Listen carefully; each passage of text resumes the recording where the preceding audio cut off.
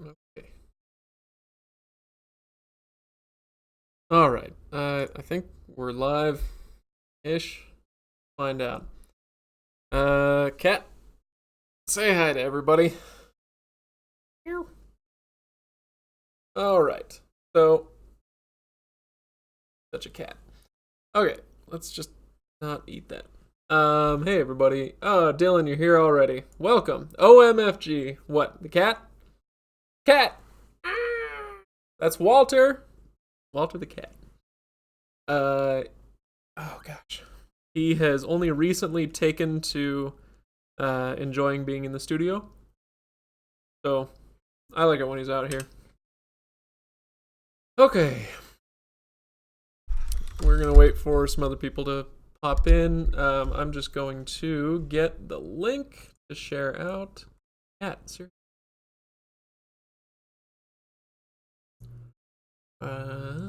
we go. Come on, share link. There we go. Okay. So, pardon me, I'm just going to share this out. In fact, yeah, I'll just throw it up here so you can see what I'm doing. Okay. Chat.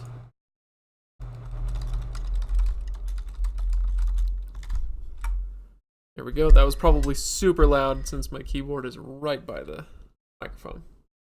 Not sorry. Okay.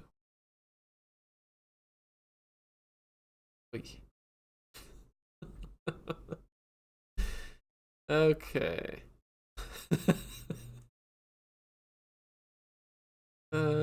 Twitter. Oh, come on. Come on, Twitter. Let's do this thing.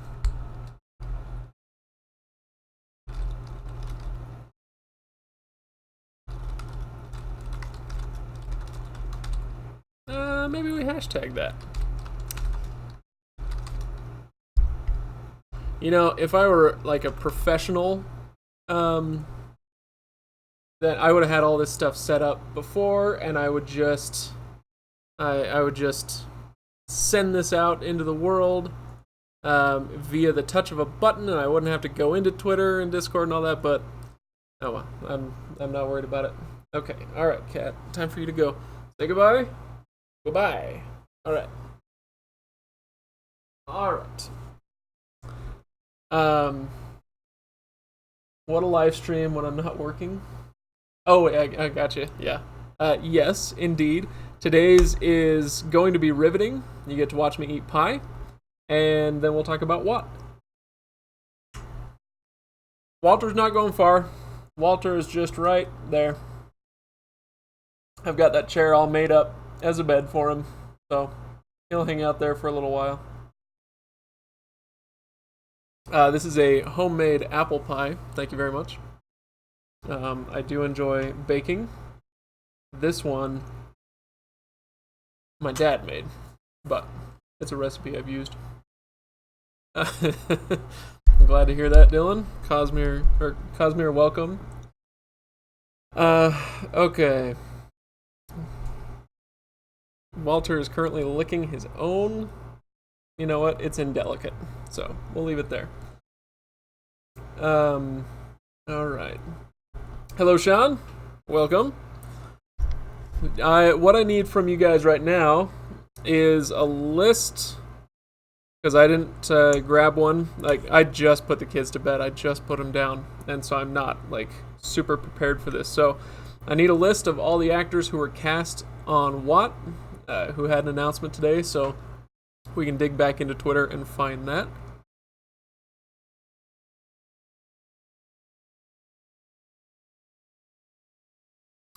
Armorhide, you started Lightbringer based on our recommendation.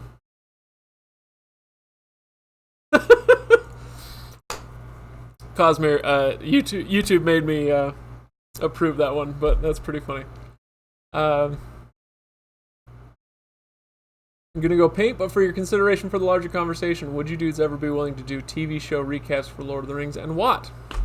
Great question. Great question. I will talk about that. Matthew, welcome. I'm so glad that you're here for a live stream. Today's promises to be full of probably nothing. No, we're gonna talk about Watt stuff, so it'll be fun. I always like doing these live streams. If I didn't like doing them, first of all, I probably wouldn't do them at all. But if I did them, they'd be a lot shorter if I didn't enjoy them. But I usually end up going, what do you think, guys? Like at least an hour and a half every time, it seems like. So pop in, pop out, whatever. We're just gonna be doing this for a while. So let me pull up IMDb. We're going to be using that a lot today. And then Twitter. Right, IMDb only has Rosamund Pike. Yeah, it's going to take a little while for them to update that. That's fine. Who updates IMDb anyway? Is that like Wikipedia? You have to have special access and then you're part of the tribe and you get to whatever?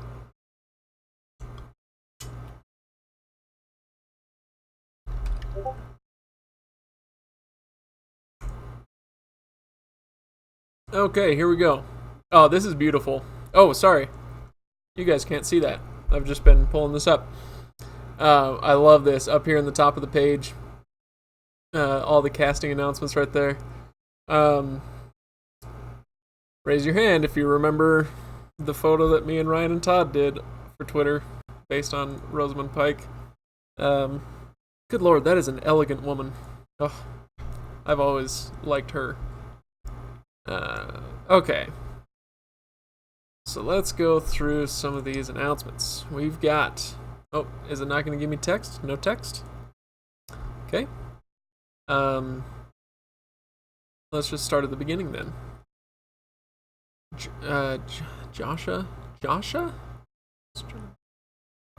Let's see what we can find out here. Hey, there he is. Okay, not many people named Joshua or Josha. I don't know. Amsterdam. Okay. So it looks like. Does that mean is he Dutch? I mean, that's a Polish name right there. I don't know. I'm curious. Hey, Drew, welcome. I'm glad I glanced over in time to see that. Drew, do you know anything about this guy? I sure don't. This is definitely an unknown entity. So, let's see. So this is our Rand TV movie short segment. Short TV series. Okay, so this is way back in the day. Alright, so yeah, they really went the unknown route with Rand, didn't they? So let's have a look at this guy. You know what he reminds me of is... What's the name of the guy from... Ryan Phillippe. He reminds me of Ryan Phillippe. Dutch as far as I've heard. Okay, great, Drew. That's good. So, let's see. New Zealand. Oh, Jordy. Hey, welcome. I feel like it's been a long time since I've heard from you, Jordy, unless I just don't know your handle on Reddit or something. Maybe I forgot that, but hello. I feel like it's been a while. Let's see. Realize actors' names. Okay, so Matthew, heard a few of them are Kiwis. Hope they keep the accents. There are a ton of Australian and Kiwi actors doing a lot of this stuff lately. It kind of feels like I think I even made a joke about this on a recent episode. Like Australia and New Zealand and Canada are sending all of their beautiful, talented people to Hollywood. So it seems like just a ridiculously high percentage of Hollywood right now is from one of those three places. The Dutch are very tall people. Okay, that's good, Drew. So as far as the accents, I don't know if they'll keep the accents. I don't mind if they don't, though. I think, especially for the fan base, like I think it's already gotten a little bit ridiculous today, but the fan base tends to be pretty excitable when it comes to, this actor doesn't look like I imagined, or they're not going to sound like I imagined, and all that stuff. And so I wonder if they'll go for, kind of a more neutral, you know, British pronunciation or dialect, I guess. I wonder what they'll do there, but I don't imagine they're going to give them all the same accents, right? Because they're all from Emond's Field. But I don't know that they'll all get to keep their Aussie or Kiwi accents. This Dutch guy, probably not. Yeah, the boys. Who are the Kiwis in that? I know that. Oh gosh, and now brain fart. His name is escaping me. The main guy. Éomer is Kiwi, right? The Queen's English should be exclusively in the Royal Palace in Camelin. That would be received pronunciation, but they could go with a different, maybe like a West Midlands or something a little more working class, like a Liverpudlian accent for the people outside of Camelin, but still within Andor. They could go a lot of different directions. Carl Urban, thank you. Gosh, couldn't remember that name. Anthony Starr. Oh, that's right. And you know where I know him from is, did anybody else watch Banshee? Banshee was a Showtime? I think Showtime or Cinemax. I can't. It might be Cinemax. It was he played like a thief, a criminal who ends up impersonating a dead cop, and so in the town of Banshee, Pennsylvania, and it's this ridiculous show about good guys and bad guys and secrets and lies and all this stuff, and there's just tons of sex and gratuitous violence and all this stuff, and so it's definitely not for everybody, but I got sucked in, and then Amazon didn't have anything past season 2 except for purchase, and so I haven't been able to watch the rest of it, but the first 2 seasons I thought were really great. So I already knew him from that, and it took me a few episodes of that for me to be like, is he leading man material? But then I came to like him quite a bit, and yeah, he slays as Homelander. I thought he was really, really good. Not for everybody. Todd, that is correct. That is 100% correct. You have read the podcast participants. You know what that's about. Birmingham accents for Emond's Field. Okay, yeah, I could see that. The problem is, those are some really pronounced, like, thick accents, and I wonder if they might want to go with something slightly more muted, just because you don't want to throw viewers off right away, like, whoa, these are my main characters, and they sound so odd and different. So I don't know if they would go quite for that Peaky Blinders, but who knows. All right, let's go check this guy out. I have not seen him. Marcus Rudda, or Ruda, I don't know. Come on. Oh, is he not even on there? Rutherford. Okay, Marcus Rutherford. All right. Oh, hey, there he is. Right on. Okay, so this guy, he's our Perrin. And so we've only got a couple pictures. We don't really get a sense of how big he is. Which I'm fine with. That was one thing I've seen a little bit on Twitter today, is that he's not big enough. And I kind of get that, but I'm not sure that I care that much. Here's a demo reel. Let's watch a demo reel. You want to go back into education? No. Sorry, but I think that boat's already sailed, didn't you? And how are you feeling your days? Fucking stupid, lad! Oh, wow. Go to the gym. The only guys I've been fighting. Boxing. I know what I just said.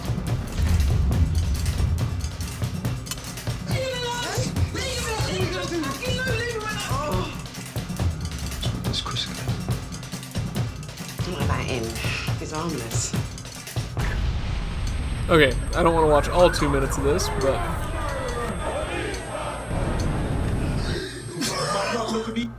Okay, yeah, I mean, he looks like a big dude. You look like you're right, Drew. The pictures might not quite do him justice.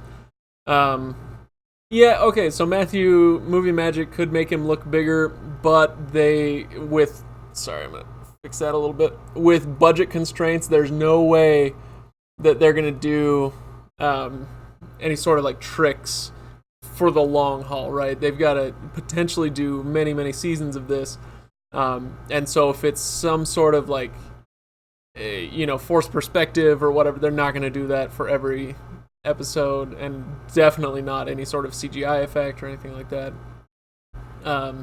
I think they're just going to go with the size of the guy, but yeah, it looks like he could be big enough. So this is another kind of really unknown quantity. It looks like he just started acting a couple of years ago, so not much to go on there, but I'm fine with it. I think as long as he's a good actor, I want him to be bigger, like musclier than the other two guys, but I'm not that concerned about him being, as massive as portrayed in the books. I'm okay if that gets toned down a little bit. I'm sure it's there's some issue with, you don't, what am I trying to say? The intersection between great actor and massive piece of humanity.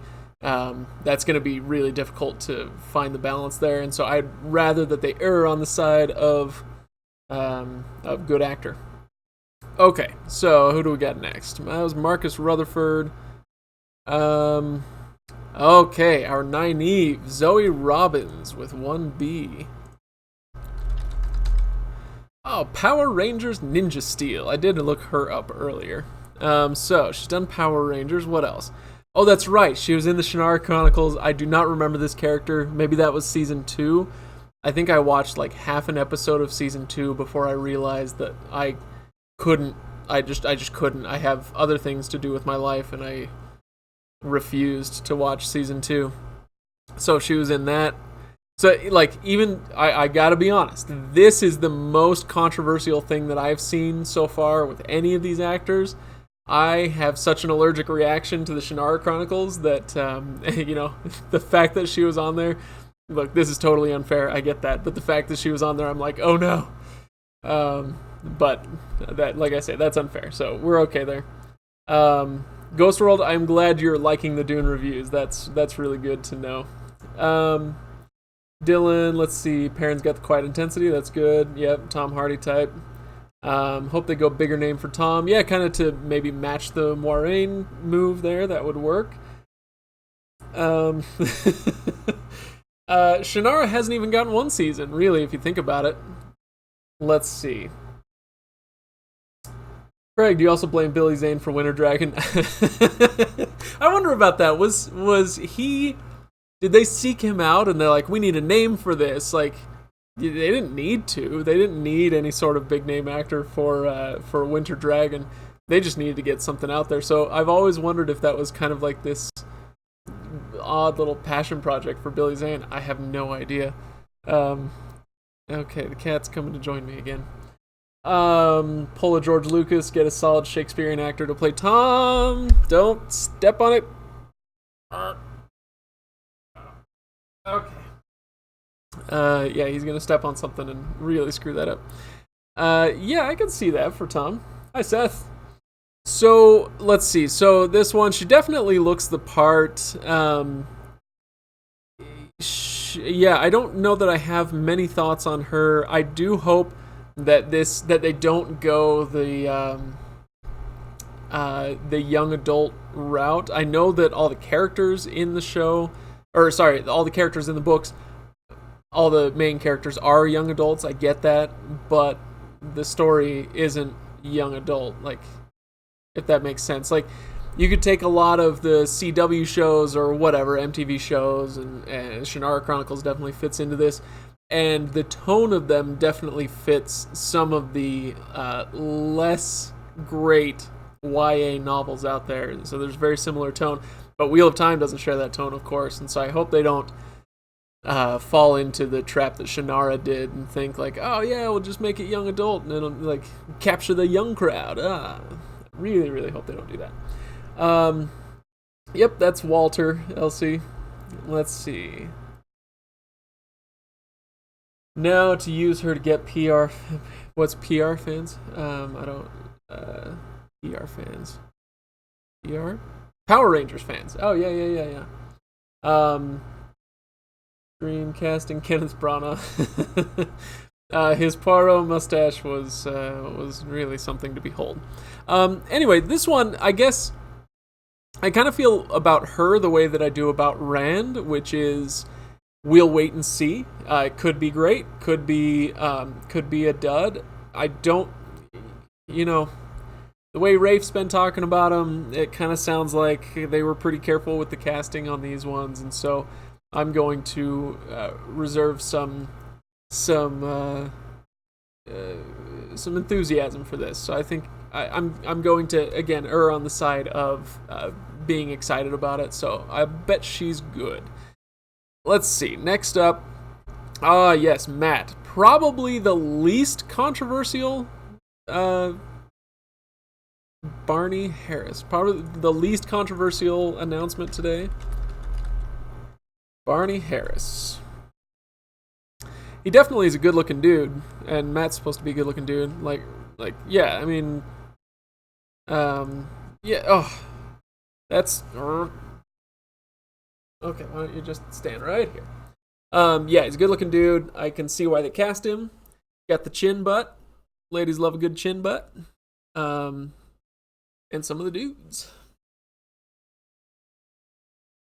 All right. Yeah, spot on for Matt. So, yeah, he definitely looks the part. I'm happy with this one as long as he can act. Again, this is all contingent on can you act. And I'm good with this one. That's Matt. Lastly, we have Egwene. Madeline. Is her name really Madeline? Madden.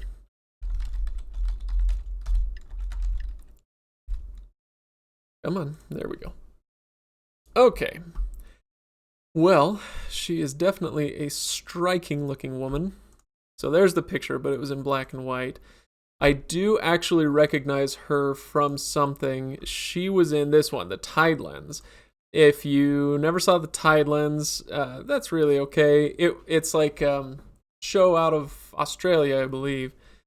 But it's like a fairly violent version of one of those CW shows, with a little nudity tossed in as well. It was okay. Like, it was kind of one of those things I watched out of the corner of my eye while I was doing other things. It was fine, but I do remember her from that, so she at least left something of an impression. Matt, oh boy. Yeah, it's, look. One of these times I'm going to have to just kick the cat out. Yeah, no, it's fine to say that she's an attractive woman. I don't think that that's a problem. Let's see. She's in Dora, that's right. I did see her in some pictures for Dora. We have to check it out. Perv. Okay. Let's see. So I think that's it. This one, as Egwene, I really think she looks the part really well. All right, hang on, guys. I'm going to go throw the cat out. Just a sec.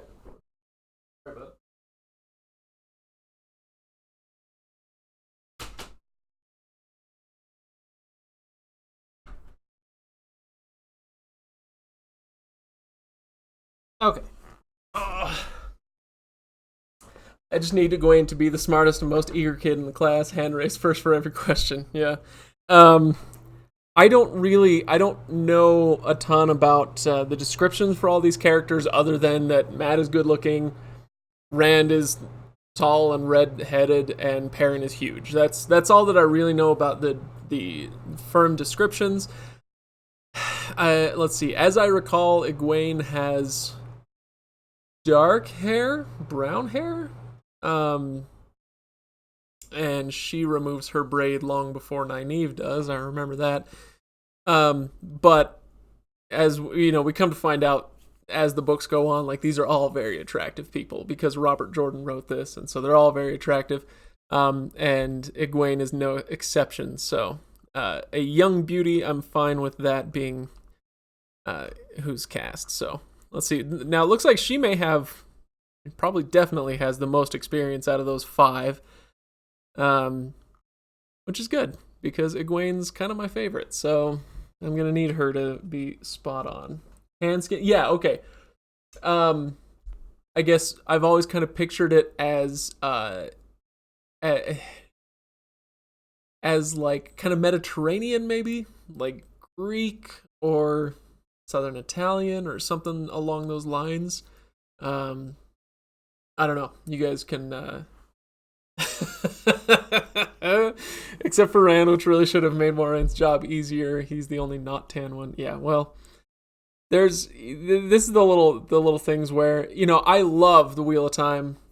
I love it, but I'm not a Wheel of Time apologist. Maybe Drew can hop in here and you know, get pissed at me, but I've always just kind of had fun with the fact that Robert Jordan planned a lot of stuff at the beginning, but he didn't plan everything, and some stuff kind of grew and you know, wasn't quite as planned out as other things, and yeah, that's one of those things. Like, it's a minor plot hole perhaps, but it's one of those things like later in the books you're like, wait a minute, Moiraine, wait a minute, why didn't you connect those dots? Those dots being the freckles on Rand's face. Let's see. Seth, Rosamund Pike as Moiraine is so spot on that nothing else matters. I wish that were true. It is so spot on. I agree. She's that's the most excited I've been about a casting announcement since maybe ever, since I started keeping track of any cast announcements. She's fantastic. That picture of her holding the picture of her holding the book was my phone wallpaper for a long time. So yeah, I'm excited about that one too.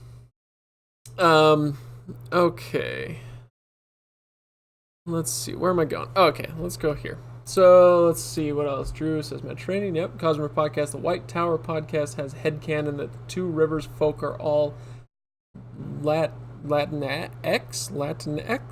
as I recall. A lot of Latinos don't actually care for that term, so I tend not to use it. Let's see, were any of you born away from the Two Rivers? Leon Rand. I hope this happens. I really do. I think that's fantastic. That would be so good. I'm kind of demanding now that happened.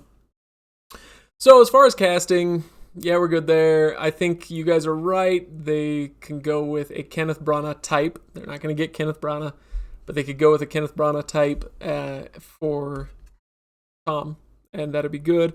Who else do we need? We need more gays. Oh, you know what? That's one that we might actually... oh, no, we haven't seen Elaine yet. And so they'll have to cast those ones kind of carefully. Make sure you get Elaine and more gays. Somewhat similar. What else? Who else do we meet in book one? Gawain and Galad will be a good one. Lan and Tam, yeah, those will be big ones. Lan is a Borderlander. Are they all like with the Shinarans? I always kind of pictured like like Mongolians or something like that, kind of Asian, but it's not like Chinese per se. I don't know exactly what they are supposed to be. First two dads, is that Lan and Tam? Loyal, oh man, you guys, I'm not sure that we're gonna get a Loyal. Hot take time? I don't know. This is just like one of those minor predictions. I don't know that we're gonna get a Loyal. They could cut him entirely. It just, not that I want them to. Please don't get me wrong. I don't want them to cut Loyal. I think he's a great character, but as I'm looking at it through the eyes of a showrunner and a producer and somebody who's trying to take 15 novels or 14 novels plus some flashbacks and focus it so that it doesn't take 14 seasons to do, some things are going to have to go. And I could see the Ogier being one of those things. Again, not because I want it to, but because I think we need to prepare ourselves for some possibilities like that. The Ogier could go. We need a Padan Fain. Let's see. We need a Padan Fain. I'm trying to think of who would be a good Padan Fain, and I'm not entirely sure. If you guys have any ideas that aren't Andy Serkis, throw it out there. Bella, ha ha ha. Yeah. What is it with the Bella thing? I maybe it's just because I wasn't in the fandom like in the 90s and the early 2000s. I've never understood the Bella thing. Steve Buscemi. That'd be fantastic. I love that. That would be really, really good. I wonder. Okay, so I'm gonna look up Steve Buscemi because, I'll bet that he's on some lists here on IMDb of like weird looking actors. The editorial lists, user lists. Oh no. Oh well. Yeah, wouldn't it be nice, like kind of like on Spotify when you go to a song and then it says like your related artists or related songs, it gives you suggestions. It's like actors like Steve Buscemi. That would be great. Oh well. Let's see. Guy who plays Pennywise. Yeah, what's that guy's name? Oh, I'm gonna have to look up it. Bill Skarsgård. That's right. Yeah, he could be good. Gosh, I get nightmares just looking at that, honestly. I don't do the clown thing. I don't do a lot of horror films. Every once in a while I get in the mood for a horror film, but I'm not much of a Jed Brophy, I think is who you're thinking of, Nick. Jed Brophy. Yeah, that would be a great choice. TBH. He'd be awesome. So Jed Brophy is in the Lord of the Rings movies, the Hobbit movies, a lot of other stuff. He does a lot of character work. He was the Dagda unfortunately, in the Shannara Chronicles. But he's really good. I have a lot of respect for that guy. So yeah, I would trust them to do a good job with him as Padan Fain. Who might be? Oh, Bill Skarsgård might be too big for TV. Well, okay, so here's the thing, Matthew. You know who else is too big for TV is one Moiraine. What's her name? Dang it. Why am I?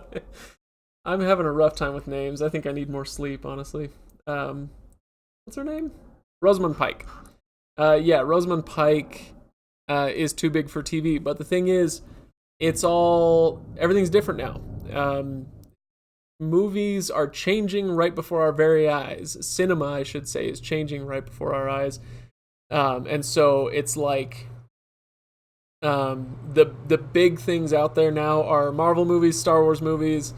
Well, Star Wars to a lesser extent these days, unfortunately. But those kind of big, huge projects, and then the big marquee TV series. And so things are different now, and people aren't too big for TV. There are some people who are going to be better or worse suited, or better or more or less available for a long run TV series, but I don't know that same dynamic that we used to have from 15, 20, 30, 50 years ago is really going to hold that division. Let's see. We don't talk about what happened in the Shannara adaptation. That's true. From an actor's perspective, is there a difference between movies and a big budget show that gets 8 episodes a season? I don't know enough about pay on that to know for sure. I think it depends on the actor. I know that because studios have to plan for more production, production is larger, everything is bigger with a show that gets 8 episodes or 13 episodes. Their production budget is going to be stretched a lot thinner, and they're going to have less of it to begin with. So if you got cast as the lead on, let's what was what's the name of the guy? Ben Daredevil, Charlie Cox. So if you're Charlie Cox and you get cast as Daredevil, you're going to get a certain amount of paycheck for those 13 episodes of Daredevil. But you can bet that if Daredevil had been made into a huge feature movie again, and he had been cast in that part, he would have made more just because of the nature of movies. But it's going to be probably a lot harder to get a role like that because those are becoming rarer in movies and more common in TV. Let's see. Crispin Glover. Dylan, you win. You can exit the live chat now. You've won the live chat. Crispin Glover would make a pretty great Podon Fane. A little older Podon Fane than we might have thought, perhaps, but that is a masterstroke. Well done. Don't know much about Carnival Row, sorry. Yep, bigger time commitment for shows. Let's see. Okay, so you guys are talking about Carnival Row now. I don't know anything about that. Somebody mentioned a trailer that has come out today, and I'm struggling to remember what it was. Maybe you can help me out. I'm not sure that I recall. Somebody said it. Does he hit on the farm wives? I don't remember. Let's see. Somebody said that there was a trailer released this week. Dark Crystal. Thank you, Matthew. Dark Crystal trailer.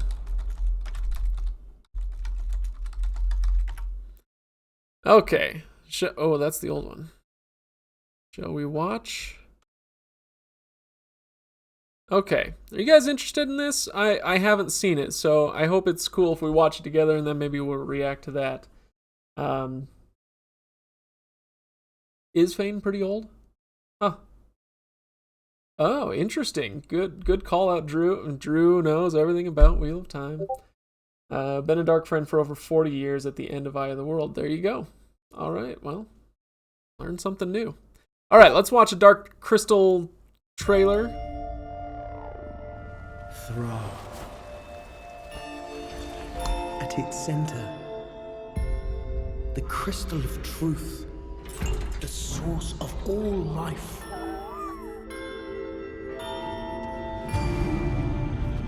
The Skeksis have corrupted it. And now our world is at risk from the darkening. What is the darkening? Behold.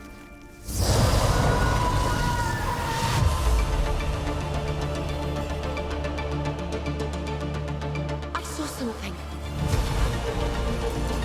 A vision. We read too many stories. No, this was real! Everything the Skeksis ever told us was a lie. And now everyone and everything is at risk. Join me, so we may finally unite as one against our true foe, the Skeksis. We are eternal! Resistance is forming.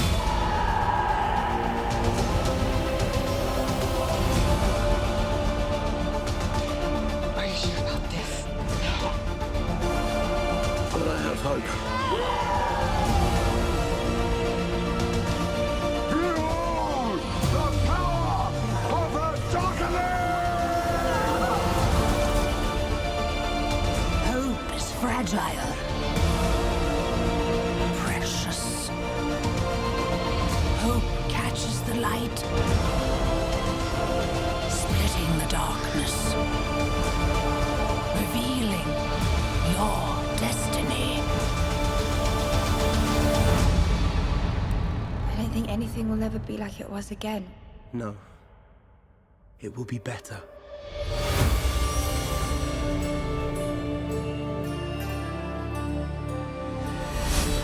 All right. Oops. So, yeah, I think I can get into that. So, confession time. I also have never seen the original Dark Crystal, not that I can remember anyway. All right, let's see what we've got going on here. This is exactly as off-putting as I remember the original being. Let's see.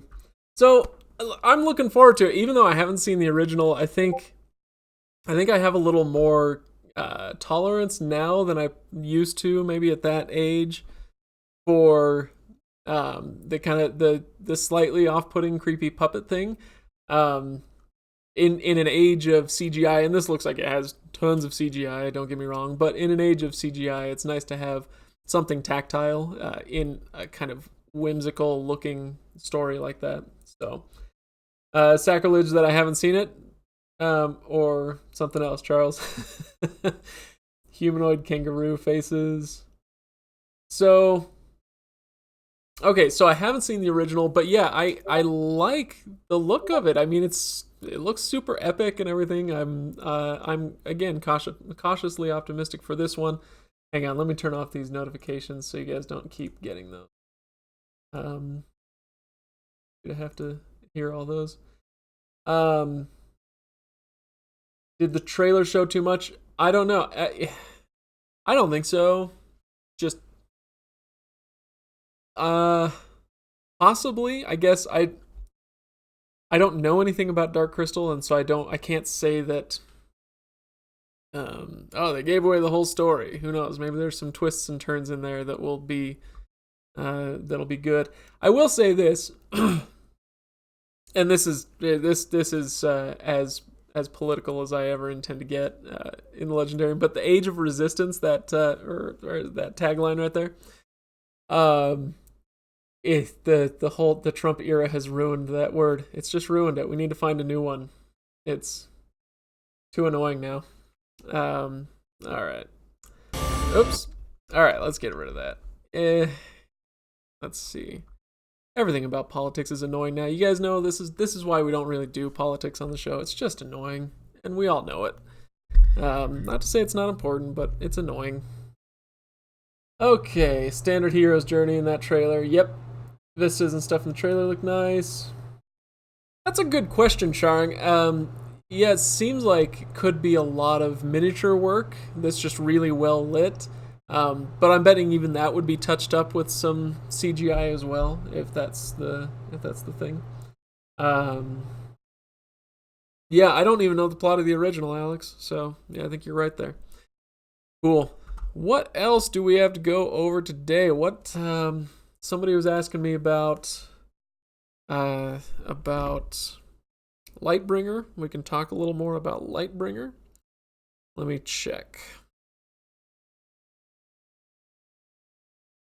Oh yeah, we should talk about stats. Somebody was asking about stats and geography of where people are listening in. Actually, before we get going on that, write down, if you're comfortable with it, write down like where you're chatting in from, what state, what country, whatever. I'd be curious to hear where you guys are from, and I'm sure you all would be too. Let's see. Matthew, anyone enjoying Lightbringer more than Mistborn? I'm sure you're not on an island alone. I am not. But Mistborn is kind of that is a high bar for me. So that's not to say that I'm not enjoying Lightbringer. I actually really am. I think it's really, really good. And I can try to talk a little bit about where we're at with that. Oh, that's right, Cosmere Podcast. I forgot you're in Milwaukee. I would like to go there someday. Phoenix, Oregon, Oklahoma. Awesome. Fort Collins, Drew. I knew about that. You know what, Drew? Go to the next release at BYU. I'll go with you. And I've got a couch you can sleep on. I actually just got a sleeper bed, so you can sleep on that one. Yeah, depends on how Lightbringer ends. That's kind of a thing. Boston, South Carolina, Indiana, but Indian by nationality. I could have guessed with a name like Sharang Inamdar. So I would have guessed that. Let's see. Just trying to check and make sure that I know what people wanted me to talk about. Stuff that's coming up with the podcast, so you guys can be ready for that. So we can talk a little bit about that. Okay.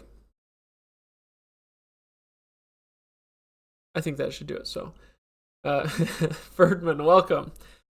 I am also, you guys, I'm also in Layton, so this is familiar territory. Starside. Well, Drew, hey, you were the one.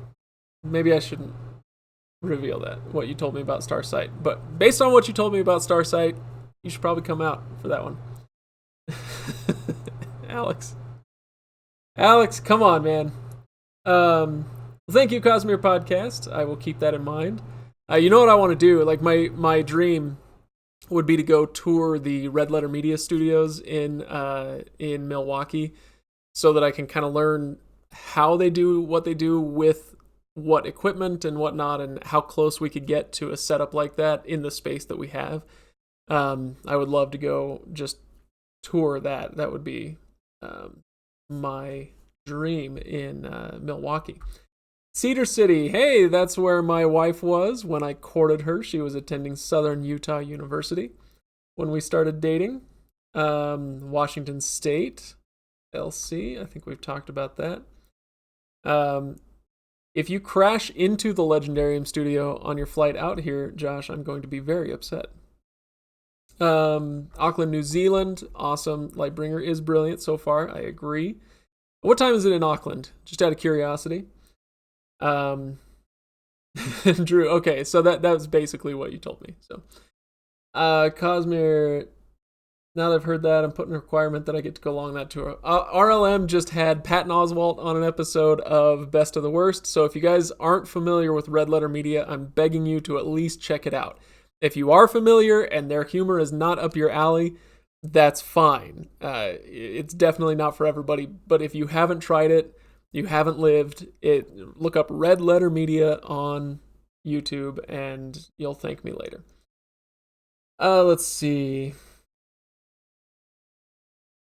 Drew, yep, elated. Okay, so let's talk about, now that we've kind of caught up with that, let's talk about, what do we want to do first? Stats or books coming up? I'm going to chew while you guys debate that. You know, I've got a friend, she does live streams. She does game streams, but she also took up pole dancing a few years ago for exercise, and she practices pole dancing on her streams. I'm thinking maybe I could give that a shot just for the entertainment value.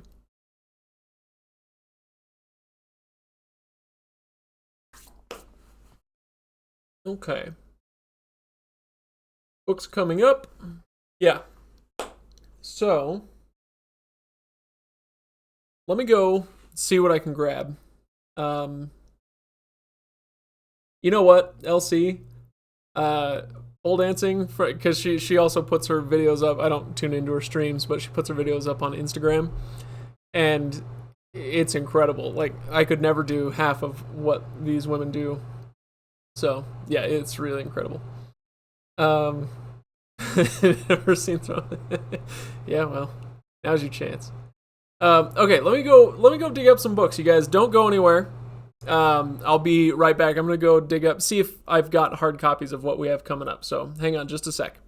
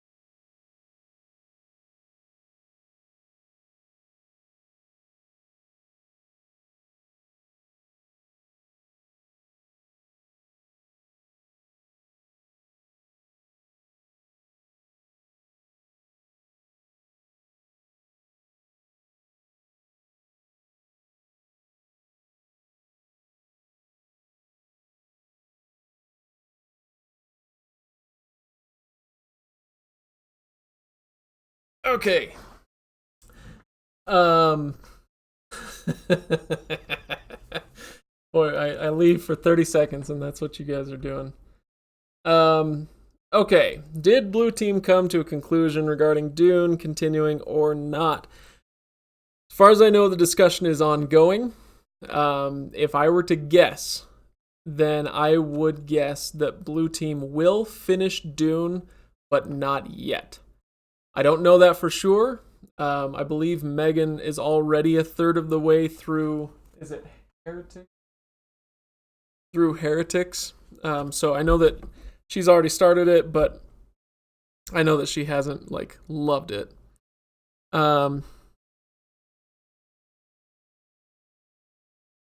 Okay, so what was I just saying? Oh yeah, so yeah, I think that they will finish it. I know that Todd has an abiding love for Dune, and I know that a lot of people do. And so I don't think it would be a bad idea for us to continue. One thing that we don't want to do, though, one thing that I'm always really aware of, is we don't want to wear the audience out. And so I know this happened with Watt. We had a lot of Sanderson fans that we picked up when we did a lot of Cosmere books a few years ago. And then when we did Wheel of Time, not all of those Sanderson fans were Wheel of Time fans. And we were just basically wall-to-wall Wheel of Time for over a year. And so we lost a lot of listeners who didn't have anything to engage them. And so that's something I need to be aware of, and that Blue Team needs to be aware of, is we don't ever want to dwell too long on something that's not holding people's attention as well as something else might. And so that's just a kind of a strategy thing that we have to be aware of as content creators. But then also from our perspective, we don't want to burn out either. And so, I know I've talked about this with Kyle before. He tried to force himself to read through the Farseer trilogy, even though he hated the first book, like truly hated the first Farseer book. And he tried to go on with it and hated the second book so much. And I think he only made it halfway through, the worst half, because the second half was better. But he made it halfway through book 2, and that has burned him out. He hasn't been on the show for a while, and you guys have probably noticed this because Farseer burned him out. And so that's something that I am really keenly aware of now at this point. Like, I don't want Megan especially.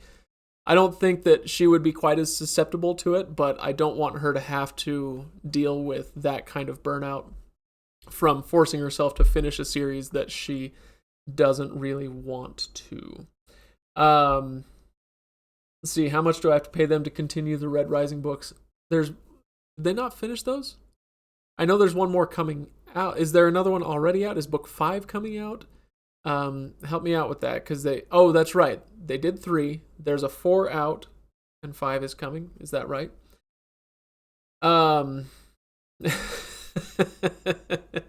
You guys can fight over Red Rising and The Expanse. Actually, this brings up something interesting, and I will get to that in just a moment. The money. So we should talk about money here in just a second.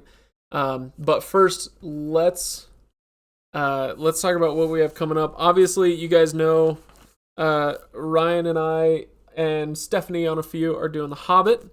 So I wish I had a shelf like right here. I'll put these all on so you could see them. But we've got The Hobbit coming up. I grabbed the books because I wanted to make sure I didn't forget any of them. Ryan and I are doing Brent Weeks. We're doing Lightbringer. By the way, on Saturday I have a YouTube video coming out judging fantasy books by their covers, and this one makes quite an appearance. I gave this one a much higher grade than I think a lot of people feel that it deserves. That's kind of a dark picture, isn't it? Maybe that's not quite. Yeah. Let's keep it on the other camera. Anyways, I love this cover. I think it's really great. So that one, I think we talked about that. That one's pretty much going. Actually, I think we talked about it on the episode, so maybe I haven't told you guys. We asked around with other panelists and said who wants to read it, and there was a lot of interest in reading Lightbringer, but Ryan and I decided to go really, really quickly on those ones. And so we're going to be recording, probably an episode a week or maybe even more if, as we do an episode per half book. And and so we're gonna work our way through that so quickly that none of the other panelists felt like they could really keep up. But if we find other guests who are interested in coming on for a one-off episode, then we'll definitely get them. But I'm actually really looking forward to this. I don't know about you guys, but I really miss the dynamic when it was just me and Ryan. We haven't had that consistently since the Lord of the Rings series in 2014. Yeah. So it's been a long time since it was just me and him for an extended period of time, and I'm really looking forward to that. Since I feel like, I mean, there's a reason that he and I have been friends since we were like 12 years old. We are very different people, but I feel like we play off each other really well. So I think we have a good dynamic. So yeah, we're doing Black Prism. Here's one that I'd like to do at some point. Stardust, Neil Gaiman. We have a dearth of Neil Gaiman on the podcast. We've done Good Omens now, but that one doesn't count really in my mind as either a Neil Gaiman book or a Terry Pratchett book because it is both. Wizard of Earthsea, Ursula Le Guin. This one is on our list. That's sitting on my shelf of stuff that we need to get to. Nice thing about this one, look how tiny it is. So we can knock this out, reading-wise, we can knock it out pretty quick. As I recall, I've read this once and I don't remember it very well. As I recall, I think we would be able to get through a discussion of this in one podcast, but maybe it would take two. I know there's a lot to talk about with her. And at some point, we've got to get back to Pat Rothfuss and do this one. I know this is a controversial one. Not everybody likes it. But that's actually more attractive to me than doing a universally loved book. I like to have something that we're going to have differing opinions on. So yeah, that's my list of stuff that's coming up. Obviously more Dresden stuff for Blue Team. Anyway, so yeah, we can talk about that. So let me make sure I catch up to the comments here. Oh my gosh, you guys have been busy. Sorry about that. Having split teams helps with more diverse content. Yes, it absolutely does. It is twice the twice the things to manage. Todd and Ken and Megan are doing better at becoming autonomous, which is great.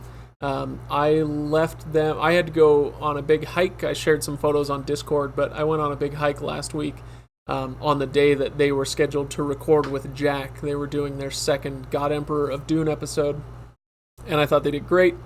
I left a very long list of tech instructions for them, and they made it through just fine. So yeah, it's nice as they become more autonomous that they can do that. And again, we're going to talk more about that when we get to the money stuff. Yeah, Watt didn't have teams. Teams, I think, teams started last year, late last year maybe. I'd have to go back and check, honestly. It was one of those things that we tried it. We thought, this could really crash and burn because we all like each other. I believe it or not, I enjoy Ken and I enjoy doing podcasts with Ken. So we all enjoy it, but do we all have the time for it and all that stuff? And I worried that splitting us off would that one team would die and the other wouldn't, but that hasn't been the case. It's been awesome. I've been so grateful that worked out. Farseer literally killed Kyle. Well, maybe not literally. Yeah, he is still stalled out on Elantris. Don't worry. I will let you guys know as soon as he picks that one up. Let's see. A new one, Drew, a new Robin Hobb just came out. Let's see. Oh, you're talking about Red Rising. Book 4 has been out, 5 just released. That's right. I've been watching him talk on Twitter. I apologize. I didn't read along with Blue Team, so I haven't read Red Rising. I follow him on Twitter, Pierce Brown, but I haven't read his books yet, so I wasn't like, oh my gosh, new Red Rising book. Okay. Very successful. Tough cover.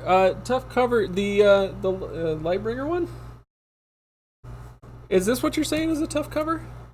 I'm curious. Why does everybody dislike this cover so much? I don't get it. I think it's a great cover. it suffers from the modern tendency of making the author's name absolutely massive, which drives me crazy. Here we go. There we go. But yeah, I really like it. Cover what's Saturday? I don't know. Update that video already. I'm not. I stand by my assessment of the Black Prism cover. It is artwork wise, it is near perfect in my mind.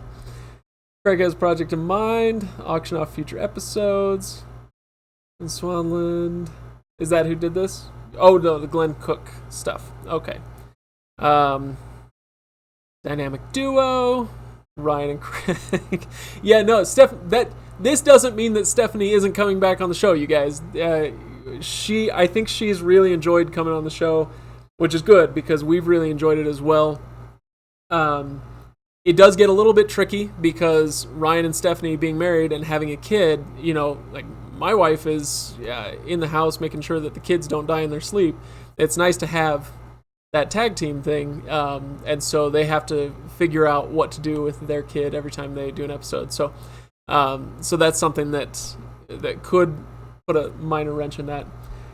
Stardust. I'll give you my quick 2 cents on Stardust. I loved the movie. I think it's one of the best fantasy movies ever made. And I read the book later, and it was not enough later that I was mature enough to give it a break for being different from the movie. I hated it for what I perceived it to be. But I wonder if it was the movie kind of coloring my judgment there.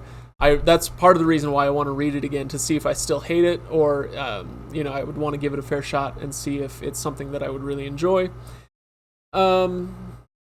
Let's see. Not a big fan of Earthsea Cosmere podcast. Well, we'll see.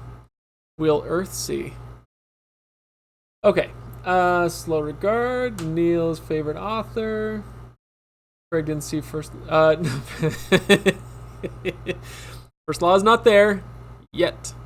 Everything that I put there, with the exception of Lightbringer, everything should be pretty quick. We don't have anything there that's like a massive series or something, so don't worry.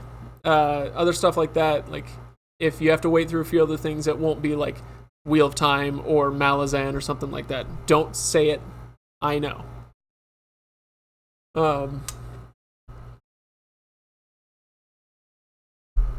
Let's see. Sharang, if you would like to get on the Legendarian Discord, let me get a code for you. This is kind of open to everybody, so no worries. I'll just put it in the chat here.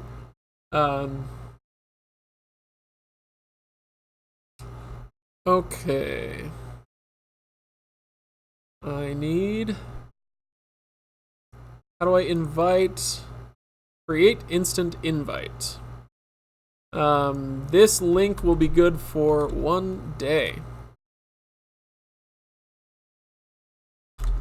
So there you go. If you want to join Discord, there's your link. So yeah, we'd love to see you in Discord. Pop in. A lot of stuff goes on there. Mostly good. Let's see. Oh, dude, Cosmere podcast. Abso-friggin-lutely. The one right there on the cover is Vital, and I'm glad they did that. There's nothing worse. There's nothing worse than having to open up the book and check the other books by this author to see if you're reading them in the right order. Let's see. Drew, I get the FOMO thing. Honestly, since we started Discord, which has been great, I like Discord, but our Reddit participation has really dropped off since we started Discord, which makes me sad. I really like our Reddit community, and so if you want to, have a balance there, then go do some posts on our Reddit community instead. That would be much appreciated. First Law before Malazan. I suspect that we will. Malazan, you guys, it's so hard for us to just pick it up and say, let's do Malazan, because it is so weighty, because it would take so long. It is... not as a personal reader, maybe this would be a little different, but as a podcast, reading it for the podcast is incredibly intimidating because of its bulk, frankly. Not just page count, but also, from what I understand, the bulk of the content as well. I'd like to see Todd or Megan join Discord. So would I, but this is something that I've had to kind of come to terms with, and that you all do too now. But for me, the Legendarium is my passion. This is what I think about when I wake up. It's what I dream about when I go to sleep. It's not everything to me, thank goodness, because I'm not a monomaniac like that. I've got my family and other stuff too, but this is my passion, and so I am happy to pour tons of time and some money into making this work. That's not the case for Todd and Megan and Ken and the others, and that's fine. Like I said, I've kind of had to come to terms with it. Yeah, you want other people to kind of participate at the same level you do, but for them it's different, and that's fine. It's a chance for them to make sure that they read some great fantasy books and talk about it with their friends, and they do like engaging with everybody, especially through Reddit. But it's not quite the same for them. So asking Todd, for instance, who's a very busy man and has a lot going on in his life right now, getting him to download the Discord app so that he can live chat with us constantly, I just don't think that's going to happen. Let's see. Let's see. If I got anybody else on Discord, I know Kyle's been on there a little bit. I think, honestly, I think we've shamed him into leaving Discord because he feels bad about the Elantris thing. But he's good on Discord. Maybe Ryan. Maybe I could get Ryan on there. Malazan is dense. Yep, absolutely. No, don't feel selfish. It's just, we all want, like I said, I would love it if they thought about the Legendarium at the same level that I do, but they don't, and that's fine. So what they do, though? They make great content for all of us, myself included, with their blue team stuff, and so that's something that we can be grateful for. Come on, Josh. Be nice. All right, speaking of which, let's talk about money stuff. This is something that has come up a little bit. So I hope it doesn't make anybody uncomfortable, but I wanted to talk about Patreon and stuff that we're doing there. And so yeah, let's talk a little bit about that. Patreon has been amazing. Absolutely amazing. And when we started our Patreon account, I thought that we would peak at maybe half of what we have now. Right now we have 89 patrons. Here, let me see if I can pull it up for you. In fact, I'll let you guys in. You guys like seeing the behind the scenes stuff, I think. So this, not everybody gets to see right here. So we have 84 patrons, 194 per episode. That was actually much higher a little while ago. Say 6 months or so ago, we were actually at close to 250 per episode. But that has dropped off quite a bit, which is 100% understandable, especially as I see the way that other creators use Patreon, and they're doing a lot of Patreon exclusive stuff, and we haven't concentrated on that. We haven't concentrated on making Patreon really, really great, and so I don't blame anybody for that at all. So what I'm talking to Ryan about is making Patreon more part of our weekly ritual. Between running all the other communities, or at least participating in them, the Reddit, the Facebook, the Twitter, the Discord stuff, and the show itself, I haven't felt like I've had a lot of time or energy to put into making really great Patreon exclusive content. So if any of you are patrons, I'm sorry about that.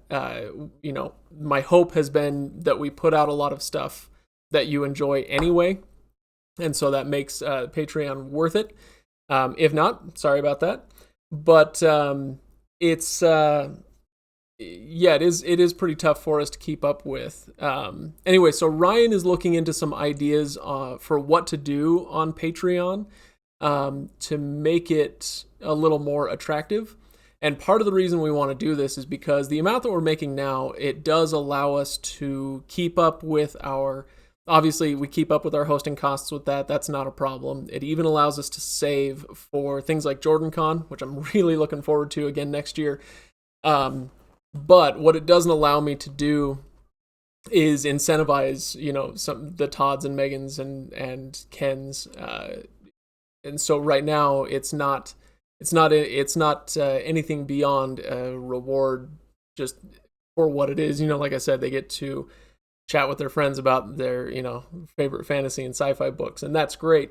But that is something I would like to do for them is, look, we're never going to get rich doing this, but, if they can get Amazon cash, basically, or something like that for every episode they do, I'd like to use that as a way to help us all as panelists buy in a little bit more. So that's one of my goals. The other goal would be, like I said, I'm really looking forward to JordanCon, doing JordanCon again next year, but I'd like to make that 2 different trips a year.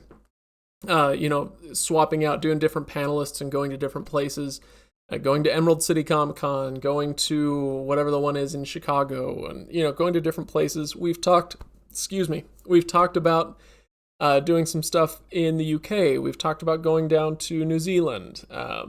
This would all be very, very fun, but very expensive. So it could be just a pipe dream.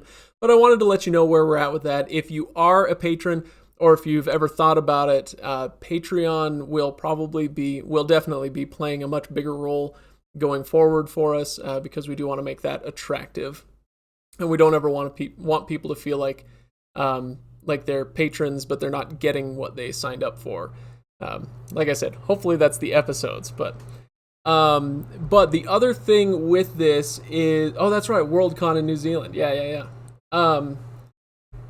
So yeah, Drew, the block sold out super fast. I did not make it, unfortunately, so I'm gonna just have to get a different room and go party on a different floor than where I'm staying, which is probably fine.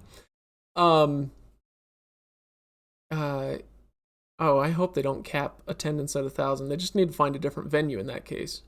Anyway, the other thing I was going to talk about, money-wise, be prepared for this. Ads are coming. Just the pretty standard ad fare that you see on other podcasts. I've polled people. We've talked about this on Discord. We've talked about it on Reddit and Facebook, I think. But I've kind of done some informal polls, and people seem to be okay with this. So I hope that everybody's all right with it. I hope you're used to it on other podcasts, so that it wouldn't be too big a deal. But we are going to be working with a podcast network that's going to help sell ads for us. And so we'll join a group of like 50 other podcasts, and then they sell the network to, I don't know, Casper mattresses or whatever else you hear on podcasts all the time. So we're going to be doing those. I hope it doesn't throw many people too off. But I'm looking forward to it. It won't be a ton of money, but it will supplement what we're doing with Patreon. And the network itself that we're joining should help us to increase our listenership as well, which is always a huge bonus. I like growing these communities, doing bigger live streams and talking to more people on Discord.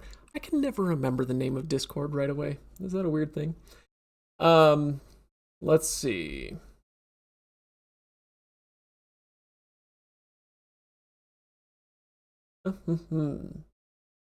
Yeah, thanks, Matthew. I think it will help us out. Like I said, it will be a little extra money for us. Not a ton, especially not right away. But what I'm really looking forward to more is using that network to expand our audience base. So I am really looking forward to it. All right, we're an hour 15 in. Did I cover everything that we were going to talk about? Let's find out. Oh, yeah, we were going to talk about some geographical stats. We can maybe look into playing some StarCraft tonight, but I don't know. Maybe we won't have time for that. Drew, I know you will. We should play some StarCraft. Okay, where am I? All right, let's go to Podbean. So, first thing to notice. Holy crap, you guys. This is trending over the last 3 months. And yesterday, this was Tuesday, August 13th, was our most downloaded day ever, as far as I know. At least our most downloaded non-glitch day ever. If you can't read that, that's 2,927 downloads on Tuesday. So that has been awesome. I know that there are a lot of factors that go into that, but obviously you guys listening is what makes it awesome. So Drew, no you don't. Hockey games are dumb. It's StarCraft. So yeah, it's been awesome this month. I didn't think that we would ever beat last month, but if we look at what we're on track to do in August, here we want the all-time stats. So last month we did just over 31,000, which was a record for us, and we were on track to beat it. And that's thanks to you guys. Dune, it's not because of Dune. I know Dune doesn't hurt, but it's a combination of a lot of things. Having Dave Farland on the podcast helped a lot. The Ender's Game episode has been really popular. And Daniel Green gave us a couple shout outs this month and last month that have helped a lot. Anytime he does that, his viewers on YouTube are always happy to click over. And so the interesting thing about our show is that a number like that doesn't mean that, divide that by 4 and that's how many people listen to every episode, because people are constantly going back and listening to the old, Stormlight episodes or Mistborn ones or Lord of the Rings ones or whatever. Cosmere Podcast, it's not the second episode of Dune 4 that did that. It just, that kind of coincided with a good bump from Daniel Green and Dave Farland. So if we look at the last 30 days, that Ender's Game episode has been kicking butt. It's up to almost 3,000 in the first, 2 weeks since we released that, about 2 weeks. I'd really like that one to break 3,000 or even 3,500. So I would love your guys' help, whether it's this one or the Hobbit ones. I think the first Hobbit one was probably better than the second one, but that's neither here nor there. Dune, whatever your favorites are, please share them out. We'd love to get these numbers looking even better. Breaking records every month. Really, I love chasing numbers like that. It's a lot of fun for me. Daniel, hey, welcome. And thank you for all the shout outs. You have helped our channel immensely. I'm just walking people through the numbers. I've only started doing this recently, but people do seem to enjoy looking at the numbers. So if I go, I'm going to go back to our 3-month view, because you guys have asked what our geography looks like. Oh yeah, I do need to go into stats. So this is some pretty fascinating stuff. Let's just look, I guess let's keep it to just August. Let's see. I'm going to catch up on the comments real quick. Purple stuff. Oh yeah, you guys are all geeking out over Daniel. That's fine. Daniel's sub count went absolutely insane. Daniel, I don't know, maybe you can remind us, but as I recall, it was like, Jordan Con was in April and you were sitting at between 10 and 20,000 or something like that. And then it just took off like a freaking rocket and you're at like 56 now, as I recall. Anyway, so yeah, that channel has been doing awesome. Daniel, you're doing great. So let's see. Let's talk about geography. Somebody was asking about where people are listening in. We've been talking here about where you guys are all from. So this is just in August. If we take a look at where downloads are coming in, obviously the lion's share is coming from the US. That's just by nature of where we're from, of course. But what's really impressive, I think, is our other English-speaking neighbors from around the globe, UK, Canada, and Australia, do really well also. If we look at, let's do a full month. So if we look at July, and again, this is download numbers. This isn't number of listeners. Divide this by some number, 4, 5, 6, something like that, and then you get an idea of how many actual listeners are in each place. And so yeah, the UK, I've actually been staggered by how many downloads we've gotten in the UK recently. So yeah, Germany is interesting. If we round out like the top 10 or something, Germany, Sweden, we joke about Sweden all the time because when the podcast was like 6 months or 8 months old or something like that, suddenly we saw this spike in Sweden and we have no idea why. We have no idea how these people found us. But Sweden had this huge spike and it's always kind of stuck around in that top 10. That's great. So yeah, almost 2% of our downloads come from Sweden, which is fascinating to me. Ireland, Norway, this all makes sense. Israel, I think, is really interesting that we're getting some downloads in Israel. So yeah, it's all over the world, but the numbers do get pretty small. And at a certain point, you just have to wonder, like, okay, is it a bot in Bulgaria? Or actually, I think I know who listens to us in Bulgaria, but you know, pick a country. Is it bots or is it people? There's no way to know for sure because there are quite a few bots that crawl around for that stuff. Anyway, but if we wanted to dig in, we can kind of see, you know, this isn't all that helpful, I think, because these are our largest population states, you know, New York, California, Texas, Illinois. It makes a lot of sense that that's where most of those downloads would come in. One interesting thing that I've found is that, you know, we broadcast from Salt Lake City, but in Utah, I would think that our numbers would be a lot bigger. We've got a lot of family and friends out here who say they listen in. But we haven't done a lot of local outreach or anything, so it's always kind of funny to me that our home state is like, you know, probably ranked like 20 or 30. Oh, no, it's not that far down. Anyway, so yeah, there you go. If you guys have any other questions about that, I'm happy to talk more about the stats and the state of the show and all of that. Yes, Alex, yes, you do have everybody has evangelizing to do, and I'm looking forward to all of you spreading the word as much as you can. I was talking to the head of that podcast network that I mentioned, who we just joined up with, or we're about to sign with, and he was saying, you know, yeah, it's fine if people go